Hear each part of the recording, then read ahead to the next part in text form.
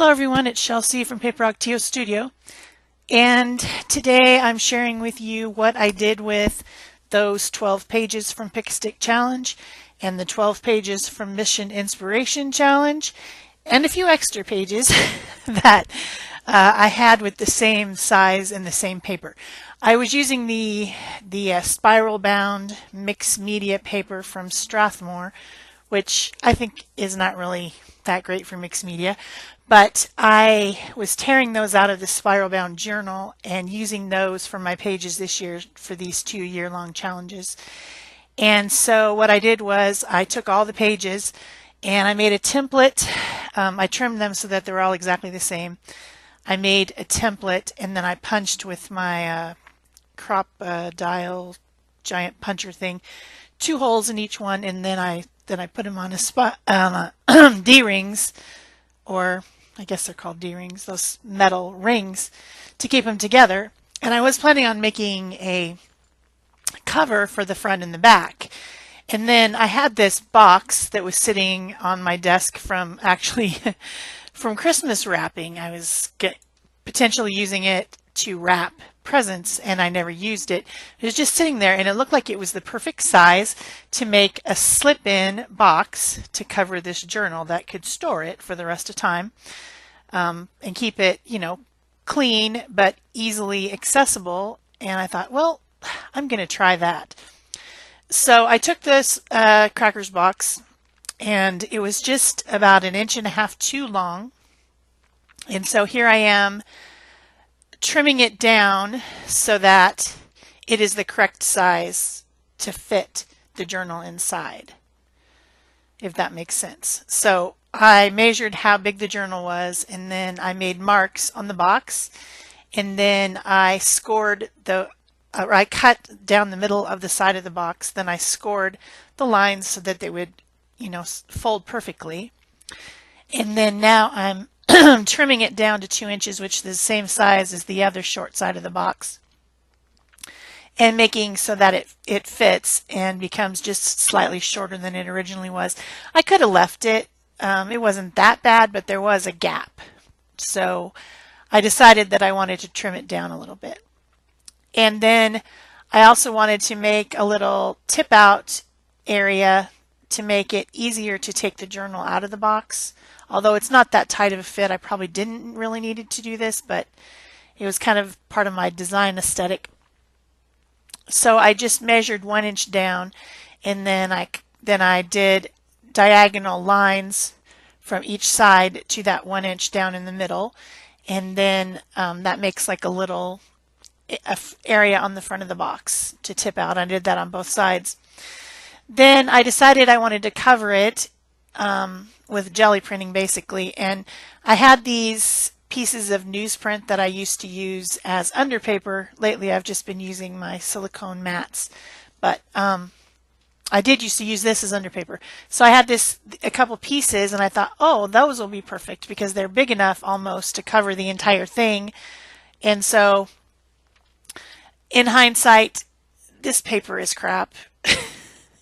It's not good paper, and I wouldn't do this again. I would recommend to use a different type of material altogether. In fact, I saw a gel press video, which I think it was Sandy who did it, maybe, or it might have been one of their other design team, where they used a lightweight fabric to do a journal cover, and they heat and bonded tissue on the back, and then used that made that huge piece.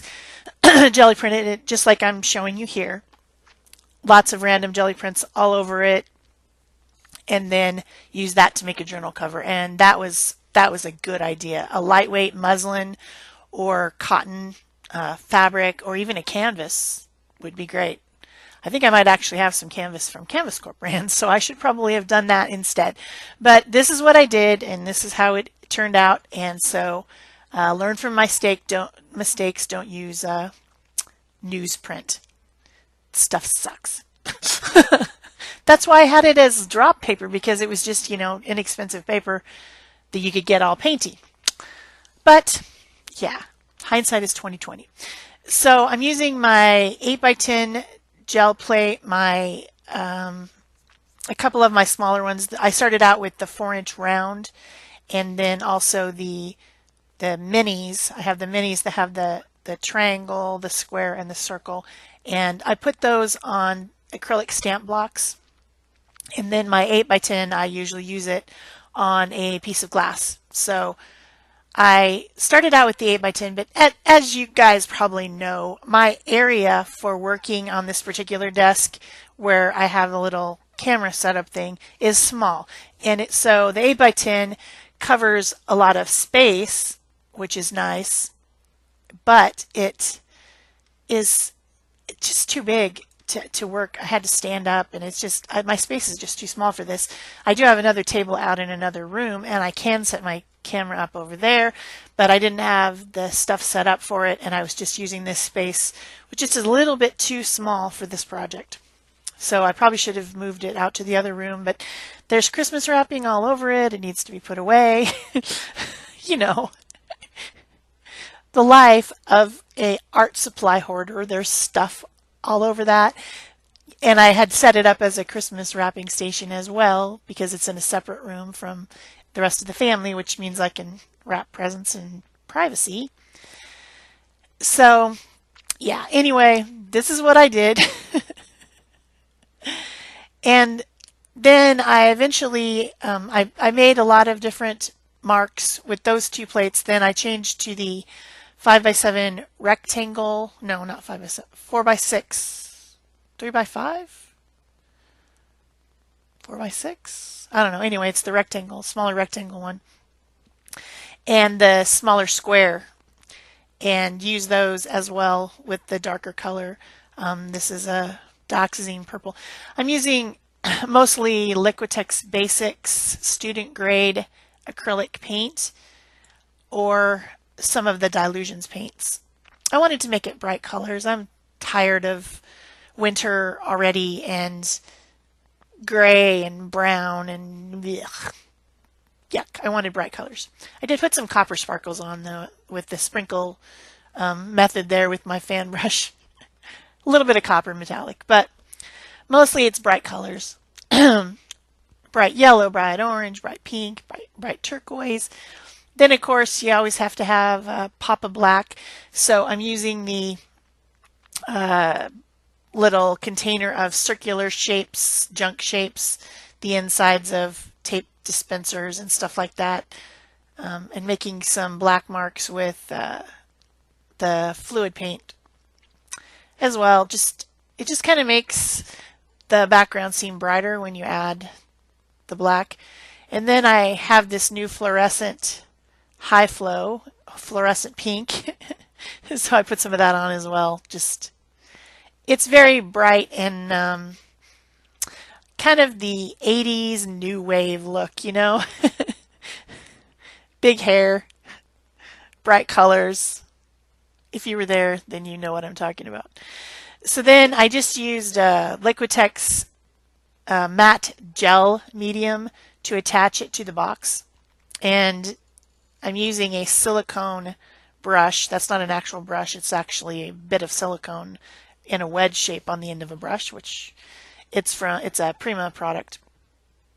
And it works pretty cool for this type of stuff. The paper wrinkled because it's thin, junky paper, and so I struggled with that a bit. And I did have to let this dry overnight because I got so much stuff on there. It was just, it was thick with gel medium. So then here I am trimming down the paper to fit the box. We've got the bottom flaps, and then that's the top area, or it actually ends up being kind of like sideways when you put it on the shelf, but you know what I mean. Just trimming off the excess paper, getting ready to fold and glue the box back together. And now you can't see all that Ritz cracker stuff on it because it's all covered. So you don't know it's a Ritz cracker box anymore. That little piece went into my scraps from the desk stash. So then I decide I want to fold this top section in so that that goes around the front edge the open edge of the box rather than just trimming it off. I should have folded in a couple of the other places as well. I'm sorry, but I didn't think of it. I didn't think this through very well at all. I did a terrible job of thinking this through. And I would do it differently if I was doing it again, but it's done. It's up on the shelf and I don't have to think about it anymore. I've got to move on to things for 2017. I am going to make a video flip through of that jelly print journal because I still never did that. I got so busy, never did the flip through, so that one will be coming up. And then I have joined a couple groups. I've joined a group that has to do with art journaling about the moons, the Native American names for the moons through the year. And I'm very, as a female, I'm very attached to the moon. I think that it affects my emotional being. I really do. So I think that's going to be fun. And then I also joined the My Life 2017 art journal group, which has several people from YouTube, Gina Ahrens and Ann Williamson, and there's more. But anyway, they're going to be doing they're calling it a free art journaling class. Basically, they're going to be doing, I believe, a technique or prompt every week, and different ones are going to be doing different things at different times. And it's a Facebook group you can join. So I'm going to try to do that. I fail pretty badly at weekly art journaling all through the year. I've tried Daily Life Project, and I did about half the year. And last year I tried to do, what was it? Something positive. I don't know. I think I got 3 pages done, and they had a whole year of it. So we'll see how I do, but I am planning on doing that one with the girls from YouTube. I'm going to try on that one, but I'm pretty sure I'll get the moon journaling done because that's only once a month, not once a week.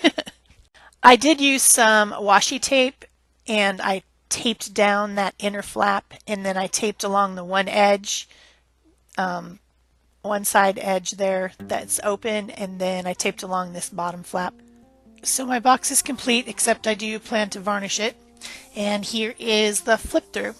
This is the test page that I did for Pick a Stick Challenge at the very beginning. And then I have, starting with January,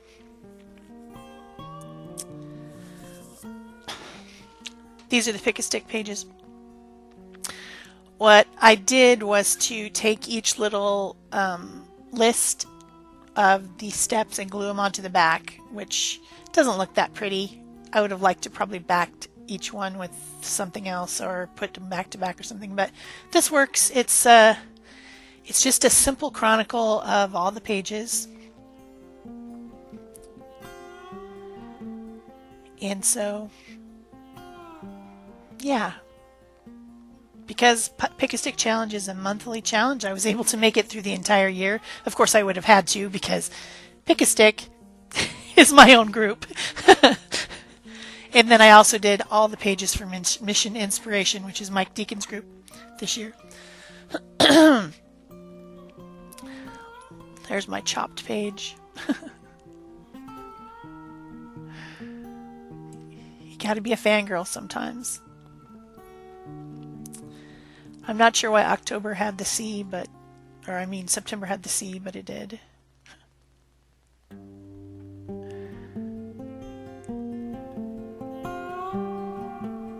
And the last one for Pick a Stick was just the one I just completed for December.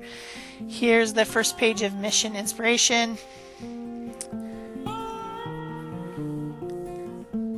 There is one page for Mission Inspiration, the March page, which isn't in this book because I did it in a different journal. I did it in my Small Dial Illusions journal, so I don't know what I was thinking. I was trying to do them all this same size, but I didn't. There's the peanut butter and jelly that everyone thinks looks like hot dogs.